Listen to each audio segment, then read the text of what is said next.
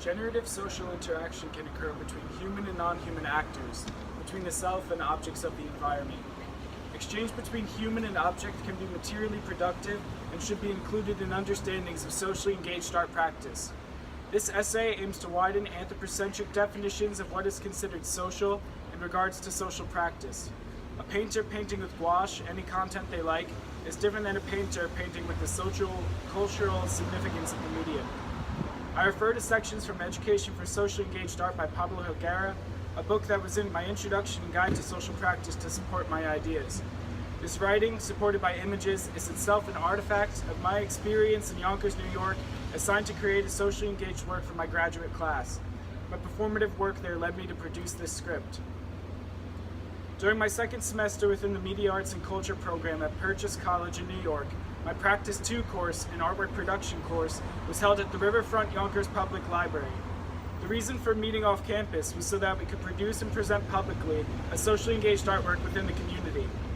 At the beginning of the semester, my professor and the library technology coordinator described how the daylighting of the Sawmill River had both disrupted and revitalized the downtown area. They described the incursion of luxury apartments, wealthy persons leaving New York City, affecting the landscape and existing communities. An observable issue, the Library Technology Center where we met every class had equipment that was being underutilized. We were expected to address one of these issues or find our own to investigate. I began to feel worried that my interests, research, and skills would not coincide with the communities.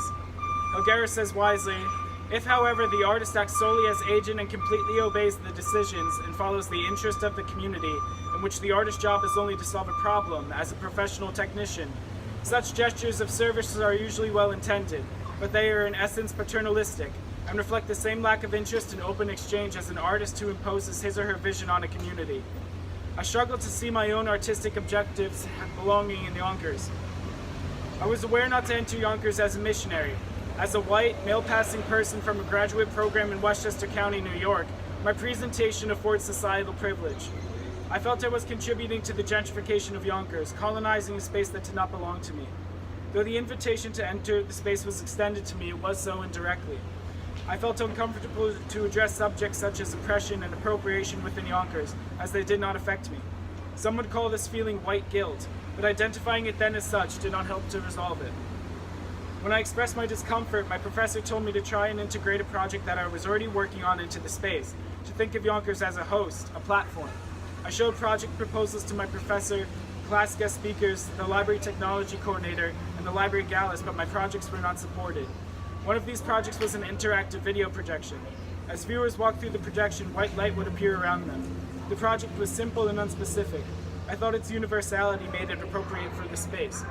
I met with the Technology Center coordinator to discuss where the project could be installed. After introducing it to them, they said that it sounded great, but complicated, and asked me how I was going to teach the kids how to make the interactive projection themselves. I replied respectfully that I did not want to teach anyone anything, only install the work and interact with guests that are interacting with it. The coordinator's demeanor changed immediately.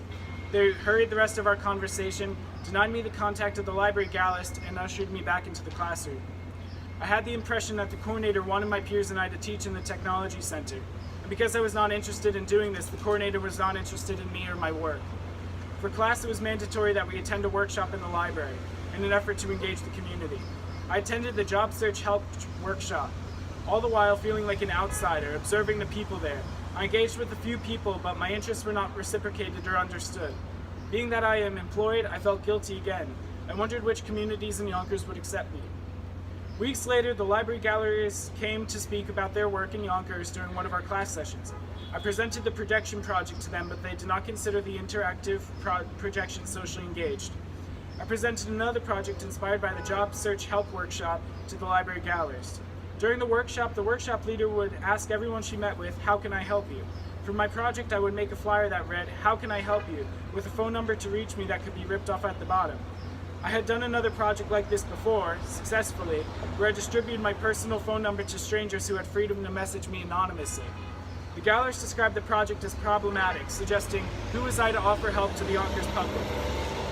Helguera would describe my presence and disposition within the Yonkers community as being non-voluntary, because my presence was required. My art practice, which I believe to be a social practice, did not seem to fit the pedagogical criteria Helgera used to define C. The collaboration between the community and myself felt contrived. I was not going to control a collaborative work with the individuals of the community. Helgera wrote that a C artist must control a social situation in an instrumental and strategic way in order to achieve a specific end. If this work does not do this, it is not an actual act but a symbolic one. Still, an act. Helgera described the social practitioner as often confusing themselves with an amateur activist, politician, anthropologist, or sociologist. All of these disciplines study and observe the significance of objecthood and culture. In the middle of the semester, influenced by discussions about ecology and object-oriented ontology in my media theory course, I presented the idea to my professor to photograph textures of the buildings and of the landscape of Yonkers, frame them, and give them to the library. My professor urged that the project should be more thoughtful. They suggested that I address how the new high-rises were affecting the landscape. I would photograph the rooms. During our conversation, I had the idea to tour the apartments, posing as a potential buyer. I would photograph the rooms in the Hudson River, display them together, and right beneath the photographs the cost of the room's rent per month, to contrast the unaffordable new apartment rooms to the invaluable Hudson River. Then I would distribute the prints around town in the library, posting them to telephone poles and leaving them on bookshelves to make my work accessible.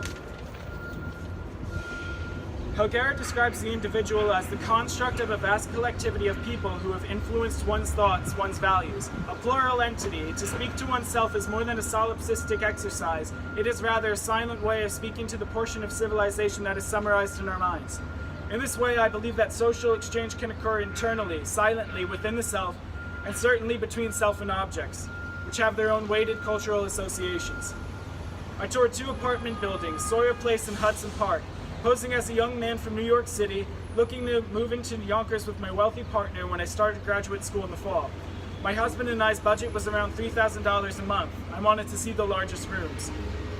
At Sawyer Place, they took my driver's license at the front desk, though I'm not sure why. A masculine presenting person in a business suit began their art tour by showing me the common spaces and the construction happening on the roof. I took my pictures on a point-and-shoot camera. The agent showed me 4 rooms, one from which I could see the historic Philip C. Manor Hall State House from the floor-to-ceiling window.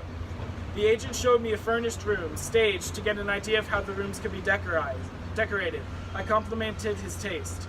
He asked me how old I was, and I replied 24, when I'm really 23, and the lie was not protecting me from anything. He offered me a beer, and though it was 10 o'clock in the morning, I accepted and felt that the moment was right to ask more personal, investigative questions. Playing the part and based off genuine curiosity, I asked about the queer community of Yonkers, if there was one present. The man revealed that he himself was gay and grew up in Yonkers. He pointed out his childhood home a few blocks away. He explained with familiar melancholy that the queer community was present but hiding. Queer people came together once a year in the summertime for a pride event. Otherwise, they connected to one another through dating applications. I asked him how he thought the new high-rises were affecting the community. He said downtown had changed drastically in the last few years, but he saw the new wealth in Yonkers as progressive. He seemed to be ambitious, having studied and earned his master's degree in New York City. His friends that never left Yonkers were upset by the changes. As I was leaving, he checked my driver's license before smiling and handing it back to me. At Hudson Park, an agent showed me around the rooms. He was also a gay man, telling me how he and his partner, a costume designer in New York City, were leaving next week to Spain for vacation. In one of the rooms, he opened a door to a balcony that overlooked where the Sawmill River met the Hudson. I took my photos. We talked about how beautiful the views were from up here, even on the cloudy day. I had trouble closing the door coming back in the balcony. We did it together, laughing. He described residential programming, showed me fitness centers, and I, playing my part, asked questions about carpet, air conditioning, and the commute time into the city. The agent was proud of the apartments, especially of the new building currently under construction, called the Hudson Park River Club, which when it is completed in the fall will be the tallest, most expensive, most exclusive of the Hudson Park buildings.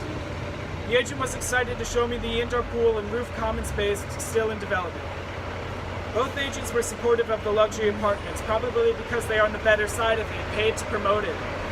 I'm sure that they did not reveal all they thought about the effects it had on the community in the short time we toured together. Even though I was engaged with this perspective of the issue, one side of the coin, I expected from my position to be clear about gentrification in Yonkers. I found that I agreed with the agents, but could not forget all the others being affected. I felt I still could not confidently take a stance on the issue. How different am I from the character I was pretending to be? Did I have to pick a side? Helgera says that art of any kind can avoid taking positions on current and political affairs. But I continue to work on the project, my designs and prints of the photographs, with an objective perspective. Later, when I spent a morning photographing the Hudson River, the day was sunny and fresh. The water, though polluted, dazzled glamorously, and it was obvious to me why riverfront property was so coveted. Springtime could be felt in the air, seen in the blooming trees across the river. The river seemed unthreatened by the property on its front. I could not criticize what I perceived as harmony. Helgera explains that an artist's dedication of time and effort into space greatly determines the socially engaged project's success. I felt my relationship to Yonkers was always a temporary one. For many reasons, I was not able to engage with the community how I would have liked to. Because of this ephemerality, it feels wrong to project any of myself, any opinion, into the community and environment. This is why I have kept my photographs private, personal, and will only share them with my class, professors, and few others. I will not continue to print or distribute the photographs of the water I took as planned, because to me they are representative of the issue, but only contribute indifference to the conversation around it. A humanitarian might think this unhelpful to the discourse. All that occurred to me in Yonkers, all the seemingly little that I have affected, has led me to this writing. I felt my work there was performatively intense, both in class and out, and could be expressed productively as a creative writing piece, as performative as performance. Marina Abramovich has described performance as energy dialogue, meaning that there is a dialectical relationship between all that has energy, actors, materials. This document is a product of my social interactions within the public and private spaces of Yonkers, human and non-human. It is my intention to read the script aloud publicly outside the Yonkers Public Library in an effort to make a spectacle of my experience. My performance will be unannounced but documented, similar to how I have entered and left Yonkers. I expect that people passing by will not engage with me, but I am open to any exchange that may occur. This performance will be representative of how I have engaged with the space, a projection of my efforts and conclusions. This experience has been valuable to me as an artist. For this reason, I believe this work is socially engaged. As a queer identifying artist, I want to continue to disrupt, subvert, and challenge what is accepted as art. In this performance chapter of their book, Helgera describes the French medieval tradition called the Feast of the Ass, where a lowly donkey is brought into a church and celebrated. He refers to this as an example of how institutional structures can be strategically carnivalized to make new, meaningful statements. Finally, the product, in an art market sense, may not be that relevant or even materialized. The boundaries between artwork and experience are blurred. In the same way that authorship and collectivity are blended, documentation and literature are one, and fiction is turned into real experience and vice versa. All components of a traditional structure of production and interpretation are turned around and resignified. Nonetheless, this resignification rarely is done for its own sake. We could call it a feast of the ass with an agenda. The exchanges that take place in these experiences are constructive in a direct or indirect fashion.